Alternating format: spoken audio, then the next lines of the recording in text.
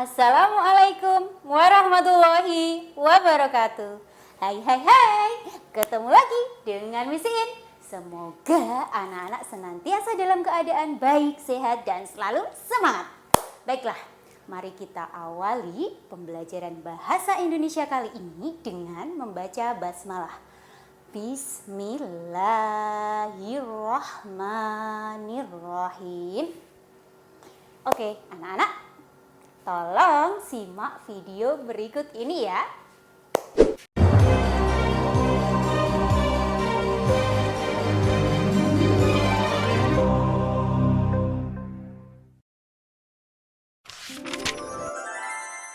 Batu menangis. Pada zaman dahulu kala, hiduplah seorang ibu dengan anak perempuannya yang bernama Darmi. Ayah Darmi sudah meninggal saat Darmi masih kecil. Dahulu mereka hidup berkecukupan.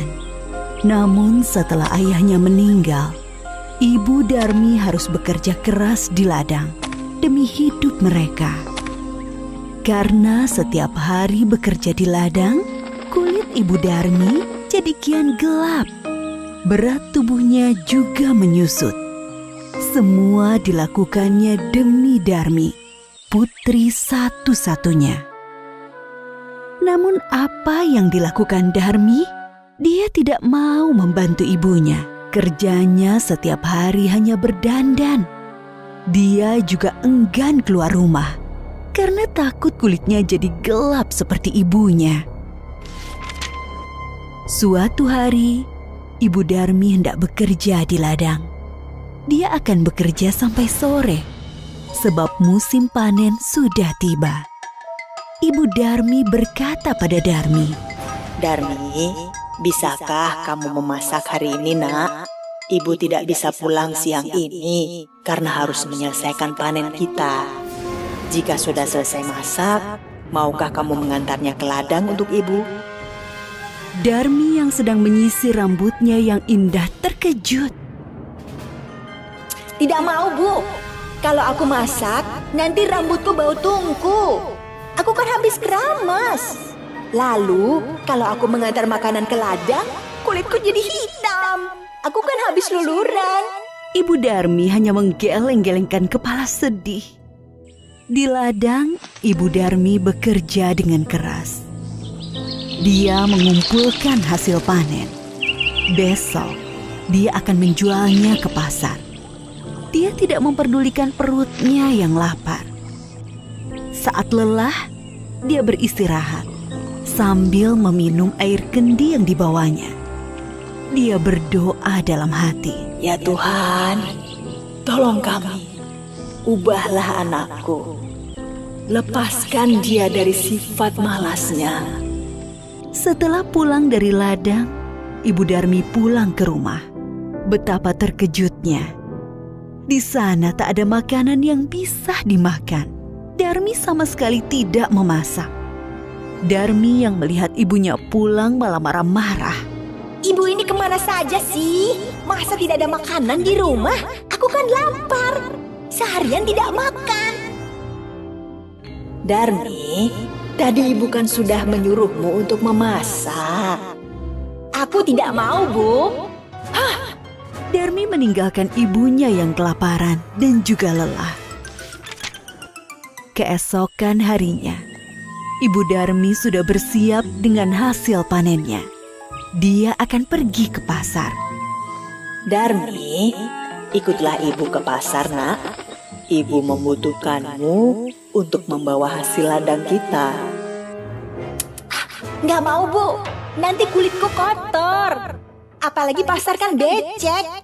Aduh, aku nggak bisa membayangkan kulitku yang bersih ikutan kotor." Akhirnya, ibunya ke pasar sendiri dengan membawa hasil ladang itu. Sorenya, Ibu Darmi membawa uang hasil panen. Tidak terlalu banyak, hanya cukup untuk membeli benih dan makan beberapa hari. Darmi yang melihat ibunya sedang menghitung uang, segera mendekati ibunya. "Bu, bedaku habis. Tolong belikan dong, Bu. Ya, besok Ibu belikan. Tapi kamu harus ikut supaya Ibu tidak salah beli. Akhirnya Darmi dengan terpaksa ikut ibunya pergi ke pasar. Tapi Darmi berbisik kepada ibunya.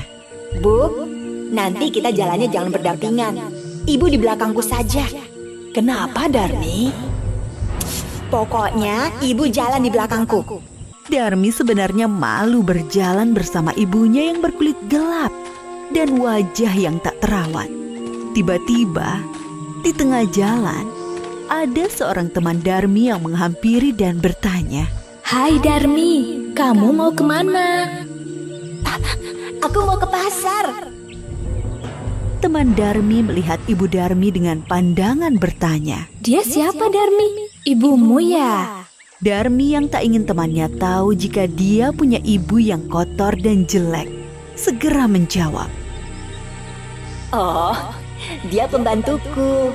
Tentu saja bukan ibuku. Ih, amit-amit deh. Betapa sedih saat ibu Darmi mendengarnya. Namun hanya ditahan dalam hati. Mereka melanjutkan perjalanan. Darmi bertemu dengan temannya yang lain. Darmi, kau mau kemana? Aku mau ke pasar. Ngomong-ngomong, siapa yang ada di belakangmu? Apa dia ibumu? Bukan, dia bukan ibuku. Dia pembantuku. Sungguh hati ibu Darmi semakin sedih. Begitu tega anaknya mengakui dirinya sebagai pembantu.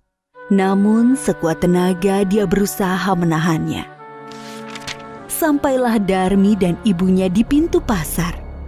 Saat mereka akan memasuki pasar, lagi-lagi Darmi bertemu temannya yang lain.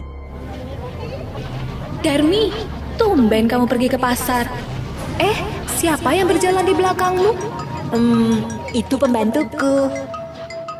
Ibu Darmi tak kuasa menahan air matanya. Dia sudah tak tahan lagi. Maka dia pun berdoa dalam hati.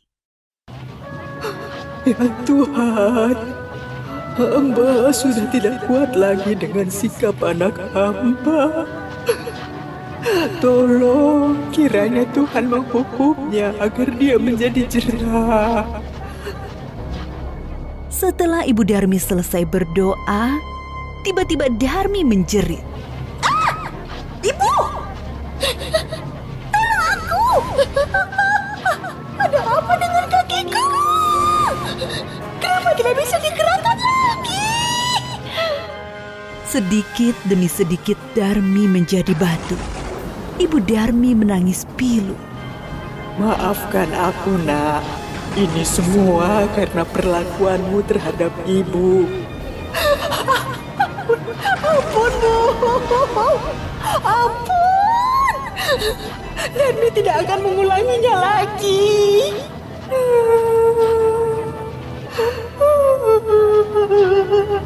Darmi merintih sambil menangis meminta ampunan ibunya. Sayang, semua tak bisa kembali. Darmi tetap menjadi batu. Dia harus menanggung hukuman karena telah durhaka terhadap ibunya yang sudah merawat dan menjaganya hingga dia besar. Batu itu akhirnya dipinggirkan orang-orang dan disandarkan di tebing. Hingga sekarang, batu itu masih ada di Kalimantan Barat dan dinamakan Batu Menangis.